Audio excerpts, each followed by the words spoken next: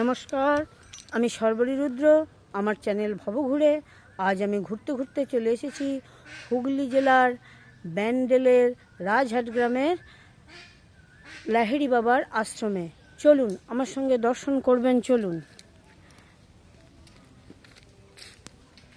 আমরা আশ্রমে যাওয়ার আগে এই দেখুন বিরাট বিরাট আমবাগানের মধ্যে দিয়ে হাঁটছি।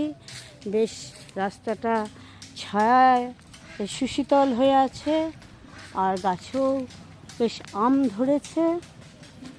যারা হাওড়া থেকে আসবেন ব্যান্ডেল পর্যন্ত, হাওড়া টু কাটোয়া ট্রেনে ব্যান্ডেল পর্যন্ত এসে সেখান থেকে টোটো করে এই আশ্রমে আসবেন।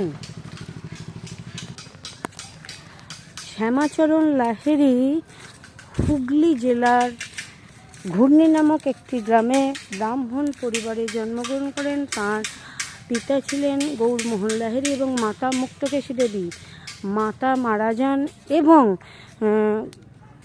বন্যায় তাদের বাড়িঘর ভেসে যাওয়ায় তারা সপরিবারে বেনারসে চলে যান এবং সেখান থেকেই তার কলেজ জীবন সমাপ্ত হয়।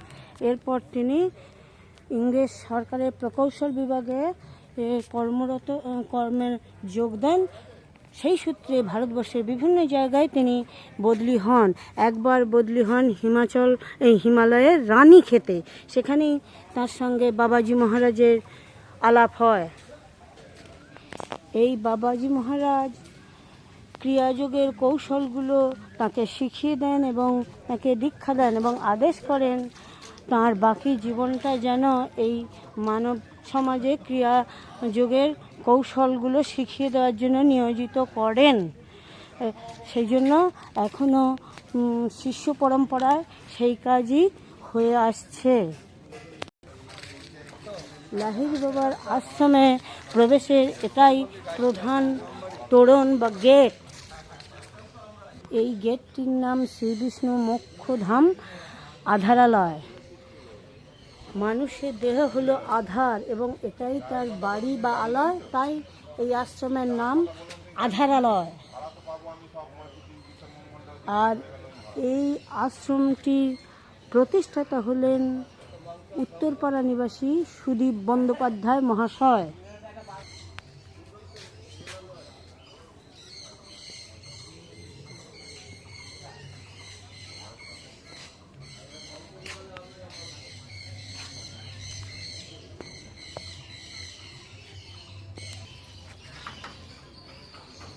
প্রবেশ করেই আশ্রম চত্বরে প্রবেশ করে দেখলাম বেশ আলপনা দেয়া একটা প্রশস্ত রাস্তা এবং দুপাশে বেশ বাগান। দেখুন দুপাশে দুটো হাতি যেন ভক্তদেরকে স্বাগত জানাচ্ছে এই আশ্রমে। সামনে একটি ফোয়ারা এবং ফোয়ারার পিছনে শিব মূর্তি এবং শিবলিঙ্গ।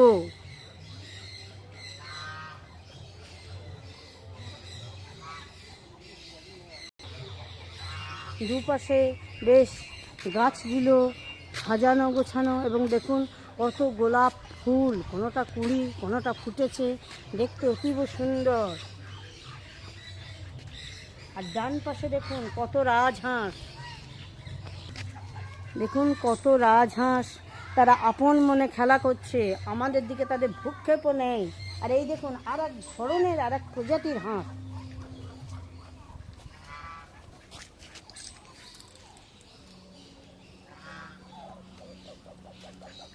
দেখুন মাথায় ঝুঁটি, এক প্রজাতির রাজহাঁস।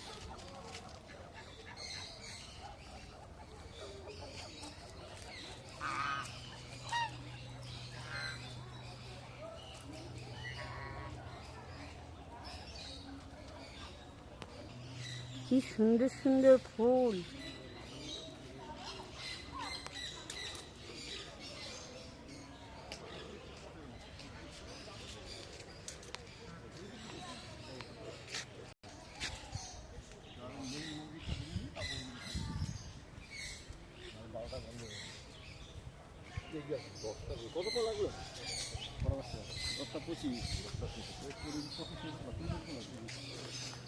দেখুন মাধবীলতা ফুলের একটি গেট।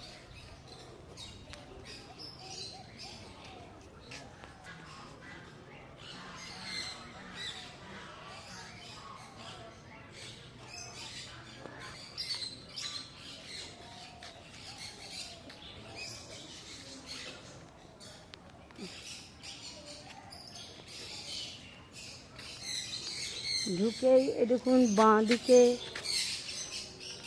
পালকি, বেহারাদের কাঁধে মা দুর্গা। এটা দেবী প্রতিমাকে আনা কিংবা বিসর্জন দেওয়াকে সূচিত করছে।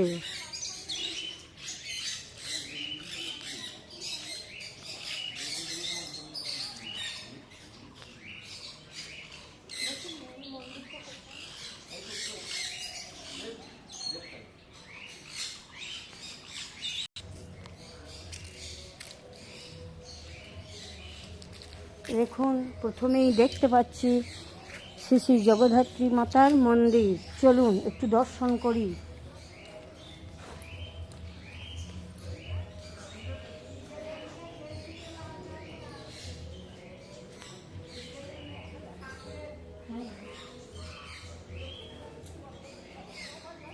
আশ্রম পিতা সাধনা করেছিলেন এবং মাকে এই রূপেই দর্শন করেছিলেন। এখানে পূজা শুরু হয় 2014 খ্রিস্টাব্দ থেকে।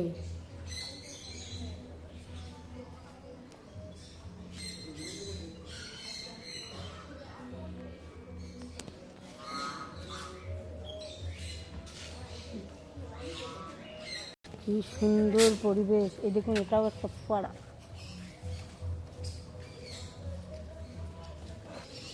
সামনে বাচ্চাদের একটা খেলার পার্ক। বাইরের যাত্রীরা এলে এই ঘরেই থাকতে দেওয়া হয়।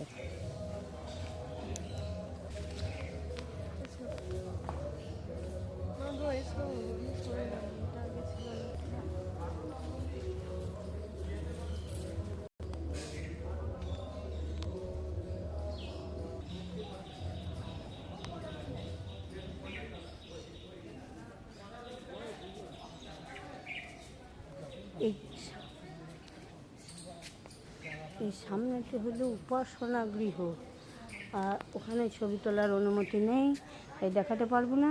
এই দেখুন, উপাসনা গৃহের ঠিক সামনেই শ্রীকৃষ্ণ বিরাজমান।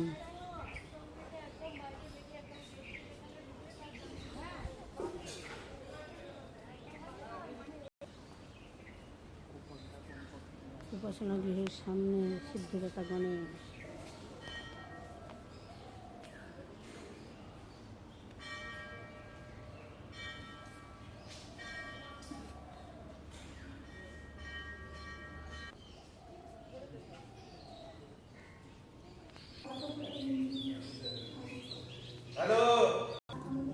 উপাসনা গৃহের সামনে শ্রীকৃষ্ণ এবং শ্রী রাধিকা,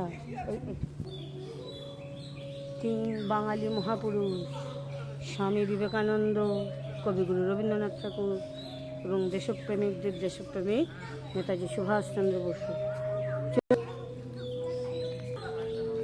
চলুন এবার প্রধান মন্দিরের দিকে যাই। এটি কিন্তু 10টা থেকে 12টা পর্যন্ত খোলা থাকে, তারপর আর দেখা যায় না। চলুন দেখে আসি।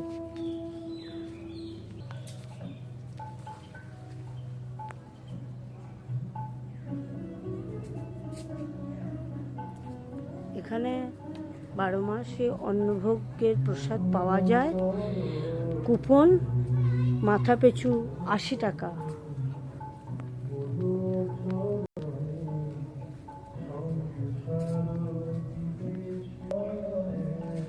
মন্দিরের সামনেই মহাভারতের সেই দৃশ্য, কৃষ্ণ সারথি এবং অর্জুন রথে চেপে আছেন যুদ্ধক্ষেত্রে।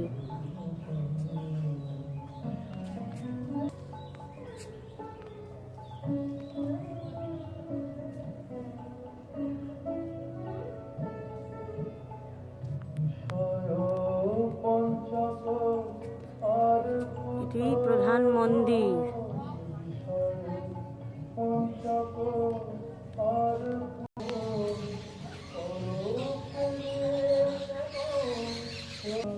এখানে কোনো ধর্মীয় বা যে কোনো অনুষ্ঠান হলে এখানেই অনুষ্ঠান হয়। বলতে গেলে এটা অনুষ্ঠানের জায়গা।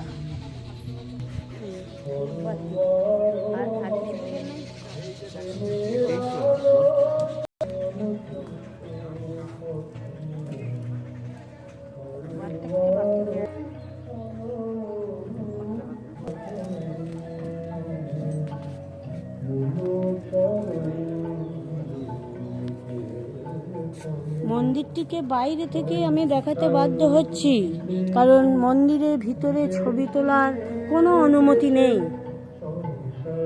আপনারা নিজেরা এসে দেখে নেবেন ভেতরটি। মন্দিরটির সামনে একটি জলাশয়, এটাই একটা ফোয়ারা। রাতে যখন আলোগুলো জ্বলে দেখতে খুবই সুন্দর লাগে। চলুন এই মন্দিরটি আগে একটু দেখে নিই।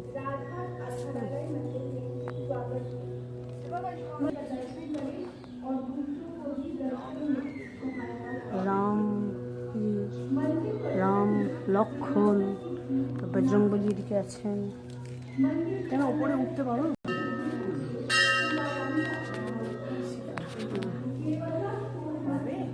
শ্রী রামচন্দ্র, ভ্রাতা লক্ষণ এবং মাতা সীতা, আর নিচে বজরংবলী।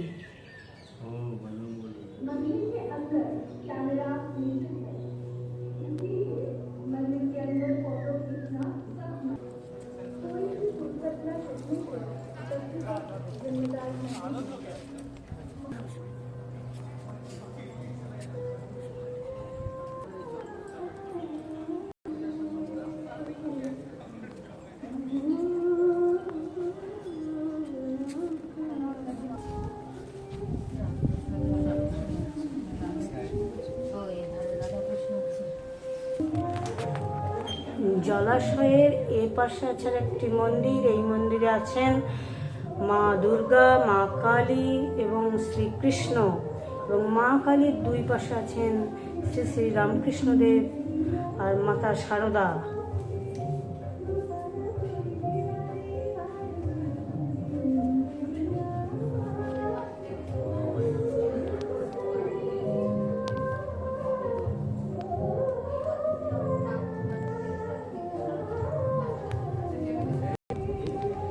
জলাশয়ের মধ্য দিয়েই সেতু করে ওই প্রধান মন্দিরে যেতে হচ্ছে।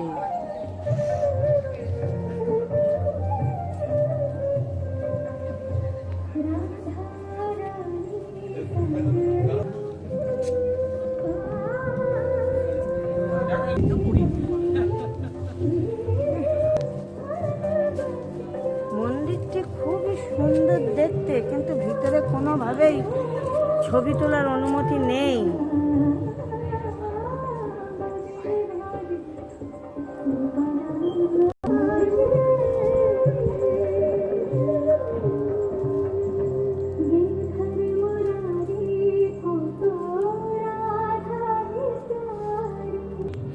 এইটি প্রধান মন্দিরে যাওয়ার দরজা। ঠিক জলাশয়ের উপর দিয়ে সেতু করা আছে। আর দেখুন এখানে সামনেই জল, ভক্তদের মানে পা ধুইয়ে দিয়ে মন্দিরে ঢোকানো হচ্ছে। আর দুপাশে দুটো সিংহ।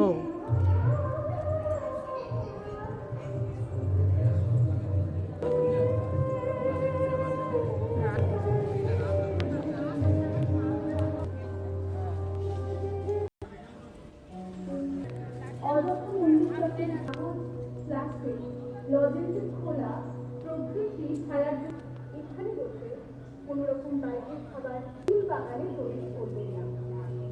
পাশে দোলনা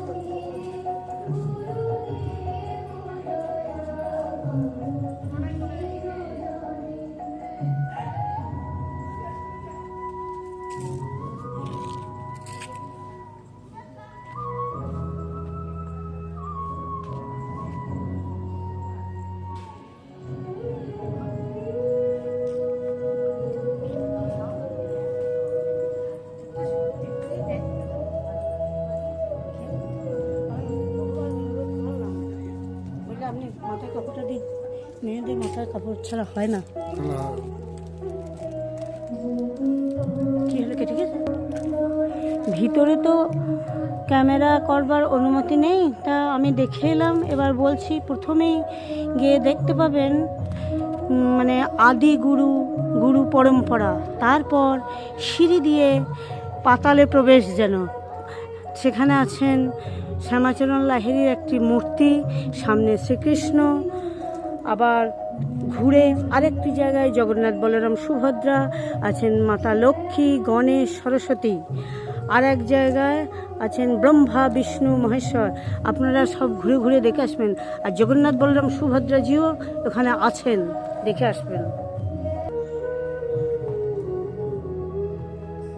আজ এই পর্যন্তই। আবার কোনো দিন ঘুরতে ঘুরতে আপনাদের সঙ্গে আমার দেখা হয়ে যাবে। ততক্ষণ আপনারা ভালো থাকুন, সুস্থ থাকুন, আনন্দে থাকুন এবং আমার সঙ্গে থাকুন। আর হ্যাঁ, আমার চ্যানেলটিকে সাবস্ক্রাইব করে দেবেন, ভালো লাগলে লাইক, শেয়ার, কমেন্টস করবেন। শেষ পর্যন্ত থাকার জন্য আপনাদের অনেক ধন্যবাদ জানাই। নমস্কার।